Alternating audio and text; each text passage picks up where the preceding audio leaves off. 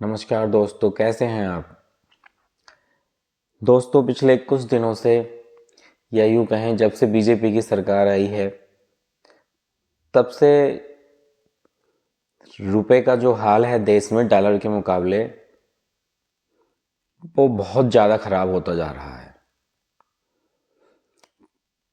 पहले हमें खबर सुनने को आई कि रुपया 89 पे पहुंच गया, 89 पॉइंट कुछ पे पहुंच गया, 89 पॉइंट समथिंग पे पहुंच गया, लेकिन माइलस्टोन नहीं था। माइलस्टोन था 90 के पार। वो धीरे धीरे करके 90 के पार भी रुपया पहुंच जाता है। $1 90 से ज़्यादा का हो जाता है।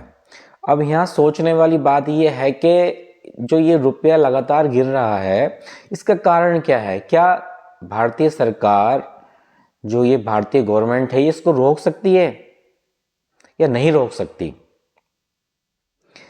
सुषमा जी का बयान था कि जब रुपया गिरता है डॉलर के मुकाबले तो भारत की साख गिरती है। अब भारत की साख नहीं गिर रही, भारत की तो साख गिर रही है। हर क्षेत्र में देखोगे आप, भारत की साख गिर रही है। लेकिन जो ये संवेदनशीलता सरकार दिखा रही है रुपए के बारे में, ये निंदनीय है, ये संतोषजनक नहीं है। सरकार चाहे तो रुपए की कंडीशन को स्थिर कर सकती है, लेकिन सरकार इस चीज़ के बारे में सोच ही नहीं रही है। सरकार सोच रही है हिंदू के बारे में, मुस्लिम के बारे में, मंदिर के बारे में और मस्जिद के बारे में, कि कैसे लोगों को तोड़ा जाए, कैसे लोगों के बीच में मतभेद फैलाए जाएं, कैसे हिंदू को अलग किया जाए, मुस्लिम को अलग किया जाए। इसलिए रुपया गिरता जा रहा है। रुपया गिरेगा, संभलेगा तब गवर्नमेंट कुछ ध्यान देगी। गवर्नमेंट कुछ ध्यान दे नहीं रही है। गवर्नमेंट को ध्यान है तो केवल सरकार बनाने में, पहले बिहार की सरकार बन जाती है, फिर उत्तर प्रदेश की बन जाती है, फिर कहीं और की सरकार बन जाती है। अरे एक बार आपकी सरकार बन गई तो अब तो कुछ देश पे ध्यान दे लो, अब देश के बारे में सोच लो। लेकिन नहीं, रुपया गिरता जा रहा है, गिरने दो। कितना गिरता चला जाएगा, अभी 90 के पार है, फिर एक दिन 100 के पार होगा, लेकिन कोई फर्क नहीं पड़ने वाला। महंगाई इतनी बढ़ रही है, कोई फर्क नहीं पड़ने वाला। अब ये महंगाई किसको परेशान करती है, ये आम आदमी को परेशान करती है।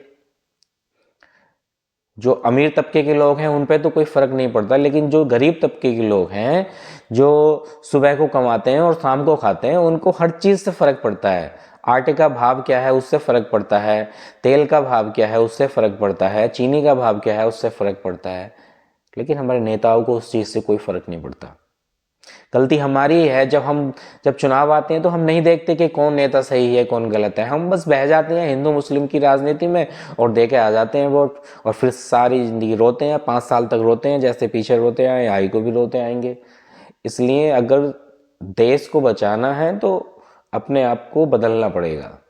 देखना पड़ेगा कि कौन नेता आपका सही है, कौन देश के बारे में सोच रहा है। सरकार बनाना एक पक्ष हो सकता है, एक पहलू हो सकता है कि हमने सरकार बना दी, वो एक पहलू है आपका, एक स्ट्रेटेजी है कि आपने एक सरकार बना दी। सरकार बनाने के लिए आपने किसी पार्टी से संगठन, आपने गठबंधन किया, किसी से नहीं किया, किसी के वोट आपने जोड़े, किसी के वोट आपने तोड़े, आपने 10 पार्टियों से मिलकर संगठन बनाया या आपने गठबंधन किया, आपकी सरकार बन ली। वो एक पहलू है देश का, वो एक पहलू है राजनीति का, वो एक पहलू है। लेकिन बाकी भी पहलू तो हैं जो देश को चलाने के लिए काम करते हैं। देश की राजनीतिक स्थिति है, देश की आर्थिक स्थिति है, भौगोलिक स्थिति है। भौगोलिक स्थिति इतनी खराब हो चुकी है देश की, चाइना अक्सर कुछ अपने बॉर्डर पार करके हिंदुस्तान में आ जाते हैं चाइनीज फौजी, और इतनी बेकार स्थिति हो चुकी है, भौगोलिक पॉल्यूशन इतना हो चुका है, आप उस पर कोई ध्यान नहीं दे रहे हैं। ना ही इस बात पे कोई ध्यान दे रहे हैं कि गरीबी किस हद तक जा चुकी है। वैसे